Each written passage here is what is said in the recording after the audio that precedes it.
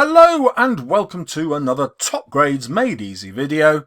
With poetry comparisons, the key thing is to understand the poet's purpose. Let's get started. Okay, here are the purposes of Kamikaze. To show that a culture can abandon life and glorify death. You know, that's the whole idea of this kamikaze pilot sacrificing his life in some glorious way. To show the after effects of war on those who participate in it. You can see what happens to this pilot and his wife wondering which had been the better way to die. To portray cultural celebration of patriotism and the warrior, sacrifice and the emperor, and here to perhaps criticize it.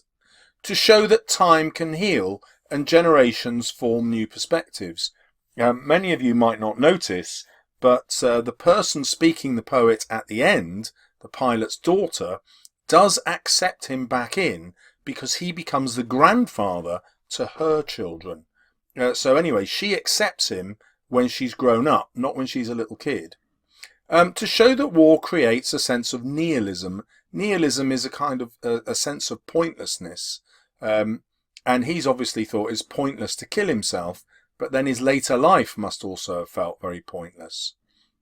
And to explore the importance of memory. This is a poem told from the point of view of the daughter, but also the wife, who's the mother of the daughter. Quite complex. You'll have to go and watch my video on Kamikaze if that doesn't make sense. Okay, so I love this one if this one comes up because it's got so many things I can write about. Right, let's have a look at the purpose of remains. Well, that's to expose the after effects of war on the individuals, so I can make a clear link. It also links to exposure, which was about the importance of memory. You remember the soldiers dreaming of being back at home, and that's possibly what's keeping them going. And it also has this sense of nihilism and pointlessness. They're just waiting all the time, but nothing happens. So I've got 2 points of comparison there, which would suggest that's a good one to compare with Kamikaze. I could also compare it to Charge of the Light Brigade, which is all about patriotic propaganda, which is the same sort of propaganda that said that becoming a kamikaze pilot was a great way to die. It promotes the cult of the warrior and death as a noble sacrifice. So they're very closely aligned in theme. So this would be an excellent comparison. Here's a more unusual one perhaps, Poppies, which explores the power of the patriarchy, well unlike that one, and what this does to the mother's role. Well, this poem is all about mothers. It's the mother who tells the daughter about her husband, and it's the daughter who's telling her children about their grandfather. So it's actually a poem entirely about female perspectives, just as Poppies is all about female perspectives. And look, there's 2 more. It explores the consequences of a warrior culture and the death cult on women. So here it's the mother who's left behind, the opposite of the kind of emotion in Kamikaze where the women would have glorified in his death. Here the mother is not glorifying in the potential death of her son at all. And both of them explore the importance of memory. So suddenly I've got Poppies as a really great comparison. But also I could have Bayonet Charge. Bayonet Charge asked us to question the typical justification of war, just like the kamikaze pilot did, and it questions patriotism and honour, just like Kamikaze does. Both of them portray war as alien and dehumanizing in order to protest against it. So we can see Kamikaze as an anti-war poem. Then bizarrely, but because we're looking at the poet's purposes, we can compare it to a poem that is not about war.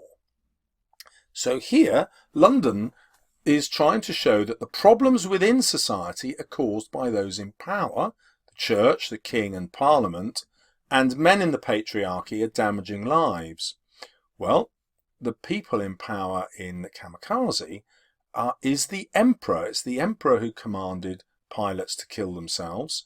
There's that metaphor about the tuner being the Dark Prince, which I think is, if you like, a reference to the monarchy, a reference to the emperor, and the emperor therefore being dark because he requires sacrifice.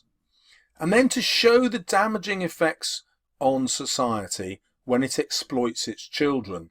There are loads of ways that children are exploited in London, and obviously the children are exploited in Kamikaze when they're told and taught not to laugh in front of their father, not to talk to him, no longer to love him.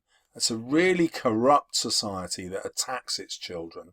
But at the end, the daughter brings her father back into the fold and makes him the grandfather of her own children, and then she tells the story to her own children of what happened to her grandfather during the war, to their grandfather during the war, to her father. In this video, it's up to you to choose the comparison that works best for you, because you'll all have studied the poems in a different way.